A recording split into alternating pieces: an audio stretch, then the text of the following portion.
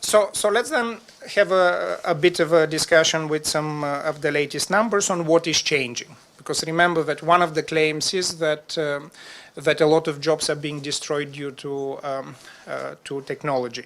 We actually first document, I'm not showing it in these slides, in fact, how many jobs on net get created or get destroyed every year. And we find out that on average, over the last 15 years, about 40 to 60 million jobs on net get created around the world. So it's not true that the robots are, on average at least, displacing workers. There is still a very healthy job creation that exists in the world. Then the next question, which is also politically very relevant, is where are these jobs being created? So who is getting jobs and who is not getting jobs? So this picture relates somewhat to this second question.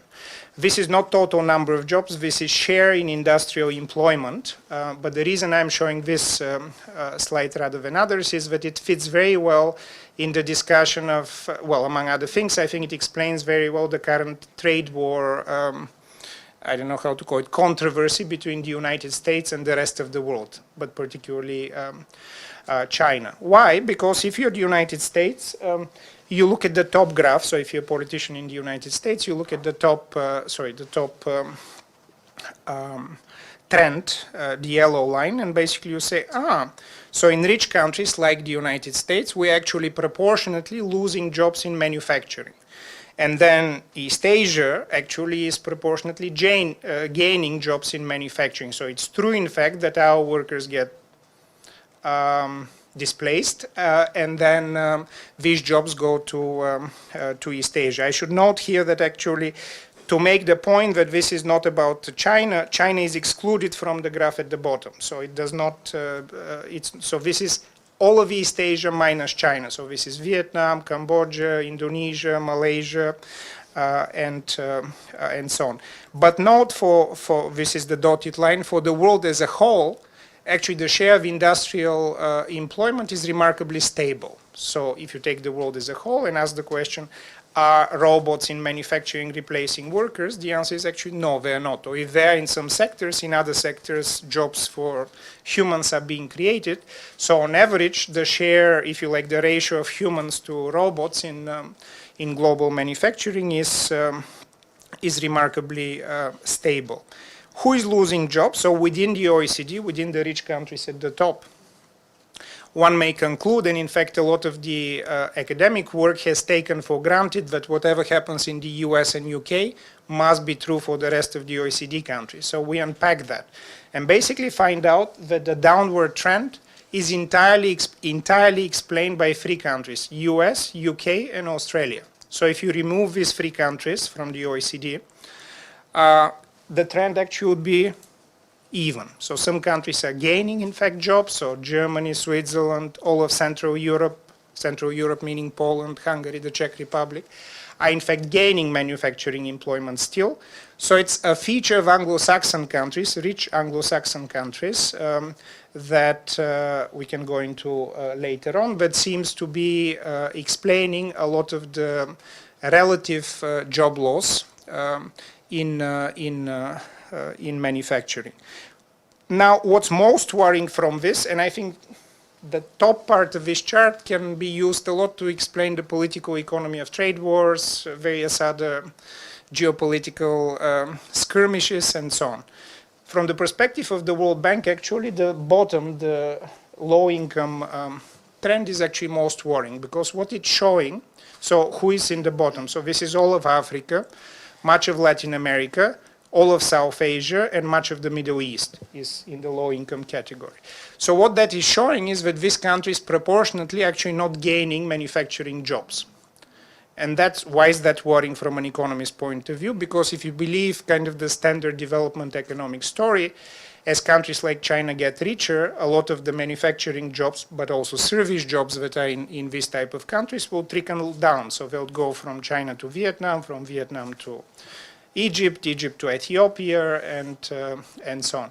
That we document, not just with this graph, with a lot more data, is actually not happening. Whatever jobs globally are being created basically get stuck, so to speak, in East Asia. So on net, we're gaining jobs globally, But the vast majority of these jobs come to East Asia, and we can discuss in a minute why that might be the case.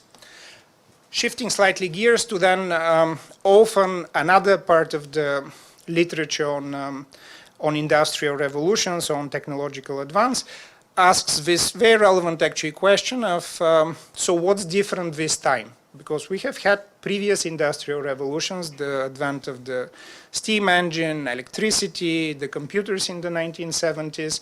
So especially in the business school literature, the current period, which is the internet period, so to speak, is known as the fourth industrial revolution. And at least in economics, the previous three periods are quite well researched. So we know what happened when electricity was introduced or when computers came in terms of productivity, in terms of technological advances, wage increases, and so on. So one question to ask is, what's different this time? So this new technology, what does it do that previously was not done? And there are a number of answers, but one answer is hopefully represented by this picture, which is that online technology, the internet, allows a company, actually not just a company, either a business idea or a social idea, idea that changes society, to develop in a very short period of time, become a regional or global phenomenon. So I demonstrate here three well-known companies, IKEA, Walmart, and Taobao, part of the Alibaba group, to demonstrate that in a very short period of time, a dozen years at most, Alibaba, or Taobao rather, this online platform, completely dominates some more traditional, if you like, business models. And this type of picture, or this type of story, as I mentioned, we have in a number of other sectors, because somebody can say, well, that's very specific about China. So it's a large underdeveloped market, somebody comes with a new technology and basically takes the whole market. So maybe this is a China story, it's not a development story. For that reason, we have many examples, let's say, of a bookseller in Jordan. You know, Jordan is one of the smaller Middle Eastern countries that provided or developed an online platform for selling books and magazines in Arabic. In a period of about 8 years, they dominate 70 to 80% of the whole market for publishing, printing and publishing in the Middle East. And these are 15 or so countries, not just Jordan. And in a number of other areas, we have such examples. So it's not just about China, and it's not just about sales of consumer goods. There are a number of other sectors where this technology is very useful and spreads very quickly. Why does it spread very quickly?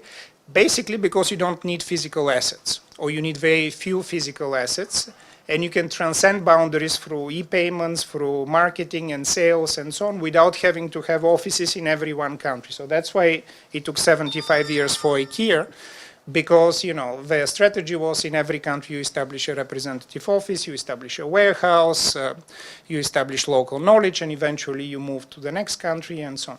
Now you can simultaneously basically take over the world.